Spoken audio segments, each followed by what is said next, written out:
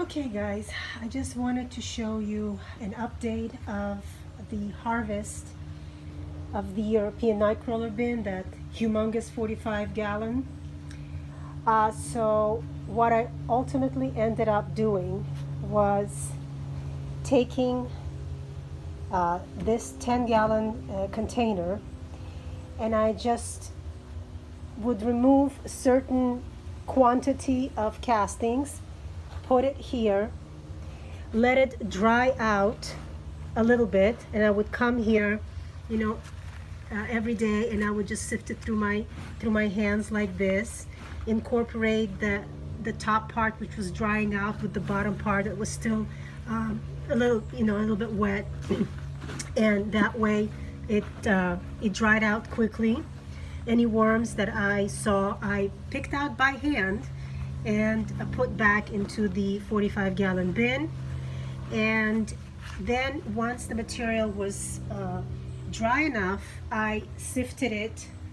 First, I used the 14-inch sifter, and then the 1/8 inch sifter. That way I was able to remove the cocoons as well. And I got quite a nice results. Yes, it was time consuming, but it's it's a very large bin. I've never harvested a 45 gallon bin before, but this stuff is really beautiful. It's very dark. I don't know if the camera shows. It's actually black. I think the camera shows that it's a little brownish, but it's black. And it's really beautiful and rich. And I have just this much more to sift, and I'll be done with this bin.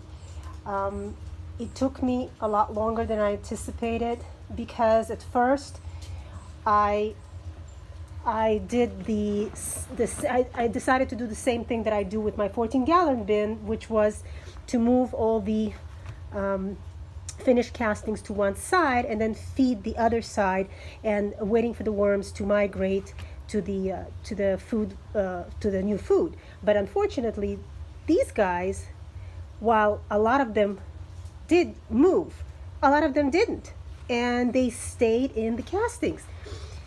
And so, I had to figure out how was I going to get the castings out. And I ended up waiting and waiting, and then I just decided, I took a big chunk from one side, put it in here, waited it to dry out, sifted it. Then I did the same thing with the other side, and then the other side, and so before I know it, the whole bin has been harvested, and the worms are back in here and ready to start all over again. And I had actually quite a lot of castings. I shared more than half with a friend of mine who needed it for her garden. So this is the last bit of it. But I have to figure out another way to do the larger bins, because it was hard work. The problem is that by adding new food, the castings were always moist. The castings themselves retain a lot of moisture, as you well know. That's the beauty of putting them in the garden. Hey Yogi, say hi. That's Yogi, and that's Pepper, my helpers.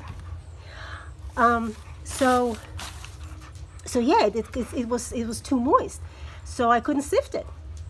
So I couldn't even remove it from the top to sift it. It just wouldn't dry out. So that's what I had to do. And not exactly sure what I'm going to do the next time I have to harvest. I'm not looking forward to this. Yes, it's going to be about 6 months before I do so, but still not looking forward to this at all. So I'm just going to finish up sifting this little bit, and I'll be done. And we are done.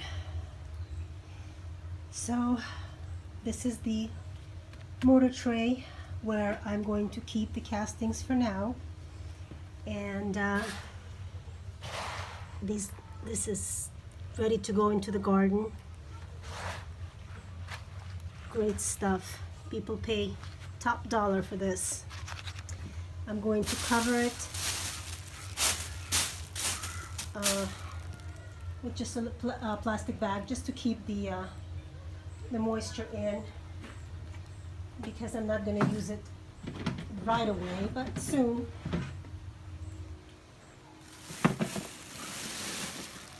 And this will prevent it from drying out until I'm ready to use it, which is going to be next weekend, since this is already Sunday. I'm filming it. And then this bin, the European night crawlers, are ready to start again, as I said before. You'll see that I gave them a lot of new bedding, and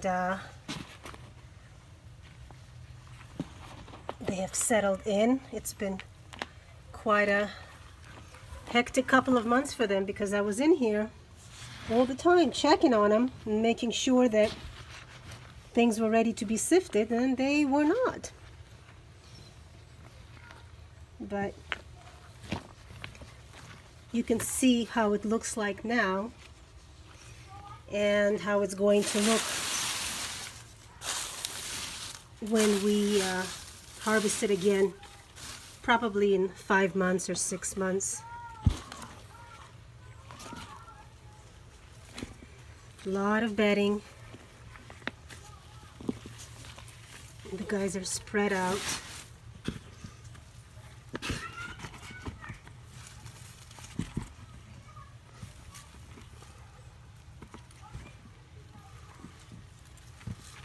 A lot of babies.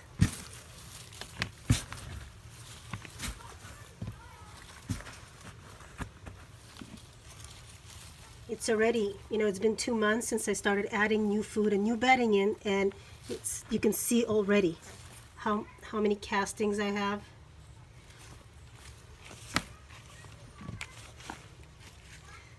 They work pretty fast on composting.